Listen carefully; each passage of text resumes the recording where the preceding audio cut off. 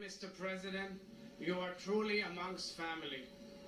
Like the biblical Joseph, you are both a visionary and a leader, committed to advancing the United States of America, the Middle East, the world at large, and the State of Israel. This historic visit reflects the deep partnership our nations share, a partnership rooted in our shared commitment to democracy, justice and freedom, tolerance, security, and peace.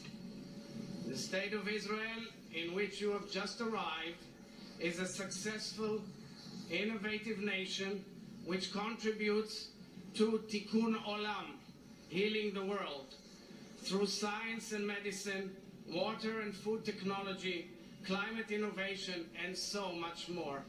Mr. President, you have been a true friend, Yedid Emet, and staunch supporter of Israel and the Jewish people, of our security and well-being, your entire life. In this visit, you will discuss the security challenges emanating directly from Iran and its proxies, threatening Israel and its neighbors and endangering our region. Your first trip here in 1973 was just a few weeks before a terrible war broke out. Today, winds of peace are blowing from North Africa across the Mediterranean to the Gulf. This trip, Mr. President, is your journey of peace from Israel to Saudi Arabia, from the Holy Land to the Hijaz. I hope and pray it will help advance a regional vision of prosperity, integration, peace and security for our entire region.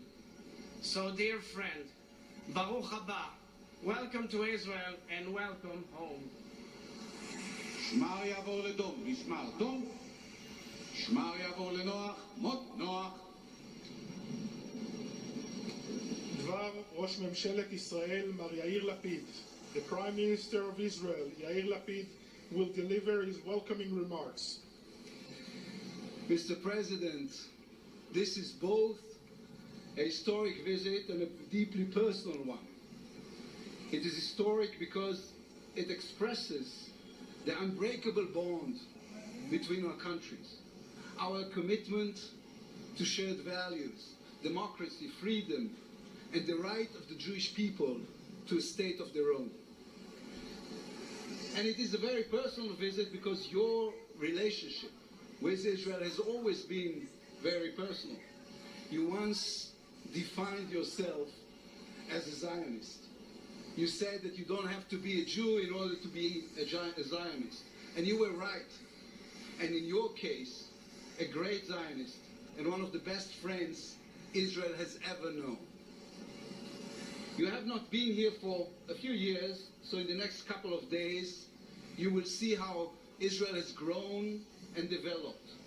You will see the strength and smartness of the Israeli army, the creativity of the startup nation, the diversity of the Israeli society. Israel is a country that brings together the past, the present, and the future. Just moments ago, your plane, Air Force One, flew over where King Saul searched for his father's donkeys, above King David's rooftop, above the palm tree that Deborah, the prophet, sat under. You also flew over a world-leading high-tech industry, over agriculture that is helping improve food security around the globe, above universities and research institutes where Israeli scientists, including Nobel Prize winners, are leading groundbreaking research. During your visit, we will discuss matters of national security. We will discuss building a new security and economy architecture with the nations of the Middle East, following the Abraham Accords and the achievements of the Negev Summit.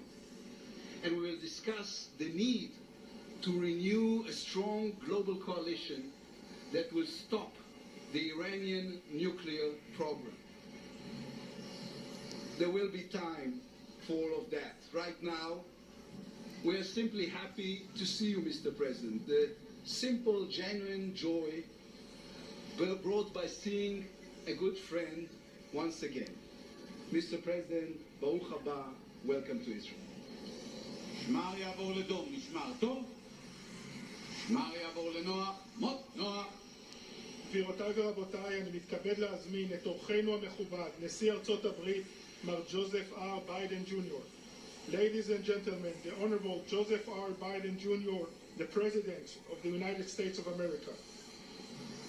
President Herzog, Mr. Prime Minister Lapid, it's an honor to once again stand with friends and visit the independent Jewish state of Israel.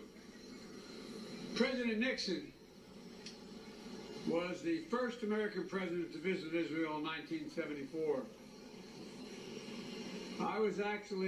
My first visit was, as you mentioned, as a young United States Senator from Delaware in 1973, just a few weeks before the Yom Kippur War. I had the privilege of spending time with Prime Minister Golda Meir. I'll never forget, I was sitting next to a gentleman on my right when there were aides. His name was Ravi. I can look back on it all now, and I realized that I had the great honor of living part of the great history of this great, and I did say, and I say again, you need not be a Jew to be a Zionist. The fact is,